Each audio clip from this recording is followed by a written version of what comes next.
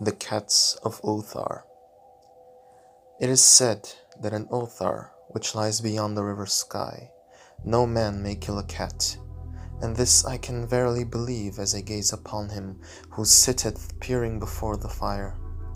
For the cat is cryptic, and close to strange things which men cannot see. He is the soul of antique Egyptus, and bearer of tales from forgotten cities in Meru and Ophir. He is the king of the jungle's lords, and heir to the secrets of hoary and sinister Africa. The Sphinx is his cousin, and he speaks her language, but he is more ancient than the Sphinx, and remembers that which he hath forgotten.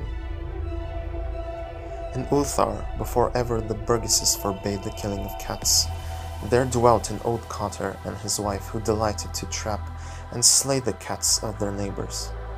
Why did they did this, I know not, save that many hate the voice of the cat in the night, and take it ill that cats should run stealthily about yards and gardens at twilight.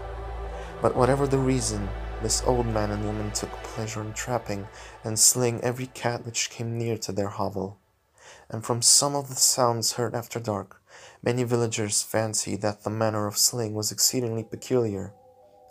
But the villagers did not discuss such things with the old man and his wife, because of the habitual expression on the withered faces of the two, and because their cottage was so small and so darkly hidden under spreading oaks at the back of a neglected yard. In truth, much as the owners of cats hated these odd folk, they feared them more, and instead of berating them as brutal assassins, merely took care that no cherished pet or mouser should stray toward the remote hovel under the dark trees. When through some unavoidable oversight a cat was missed, and sounds heard after dark, the loser would lament impotently, or console himself by thanking fate that it was not one of his children who had thus vanished. For the people of Ulthar were simple, and knew not whence it is all cats first came.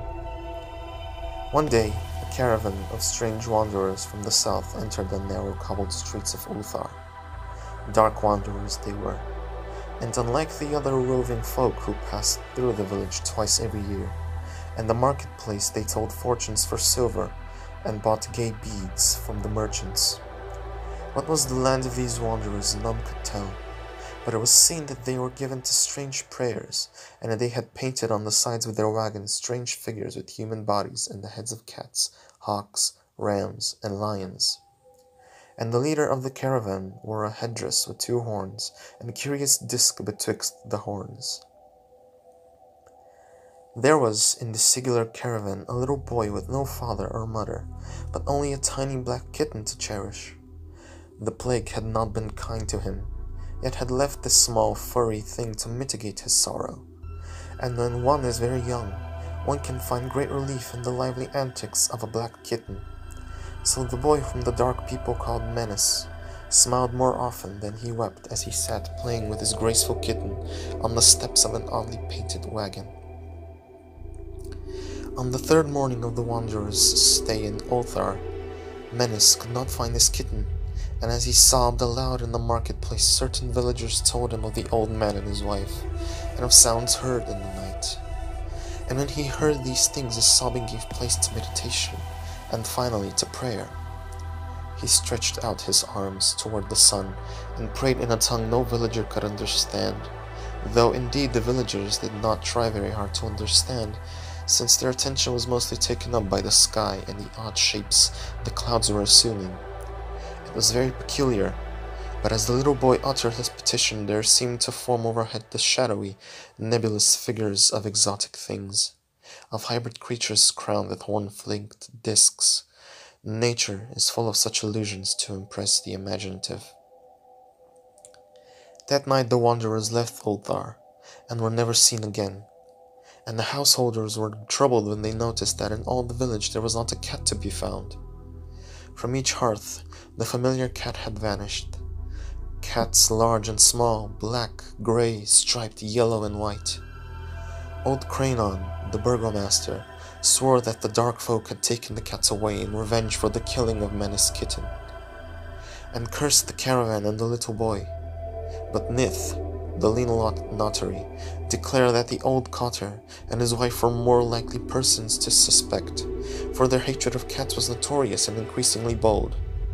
Still, no one durst complain to the sinister couple, even when little Atal, the innkeeper's son, vowed that he had at twilight seen all the cats of Ulthar in that accursed yard under the trees, pacing very slowly and solemnly in a circle around the cottage, two abreast, as if in performance of some unheard-of rite of beasts. The villagers did not know how much to believe from so small a boy, and though they feared that the evil pair had charmed the cats to their death, they preferred not to chide the old cotter till they met him outside his dark and repellent yard. So Ulthar went to sleep in vain anger, and when the people awakened at dawn, behold, every cat was back at his accustomed hearth. Large and small, black, grey, striped, yellow and white, none was missing. Very sleek and fat did the cats appear, and sonorous with purring content. The citizens talked with one another of the affair, and marveled not a little. Old Cranon again insisted that it was the dark folk who had taken them, since cats did not return alive from the cottage of the ancient man and his wife. But all agreed on one thing, that the refusal of all the cats to eat their portions of meat or drink their saucers of milk was exceedingly curious, and for 2 whole days the sleek, lazy cats of Ulthar would touch no food, but only doze by the fire or in the sun. It was fully a week before the villagers noticed that no lights were appearing at dusk in the windows of the cottage under the trees. Then the lean Nith remarked that no one had seen the old man or his wife since the night the cats were away. In another week, the burgomaster decided to overcome his fears and call at the strangely silent dwelling as a matter of duty, though in so doing he was careful to take with him Shang the blacksmith and Thul the cutter of stone as witnesses.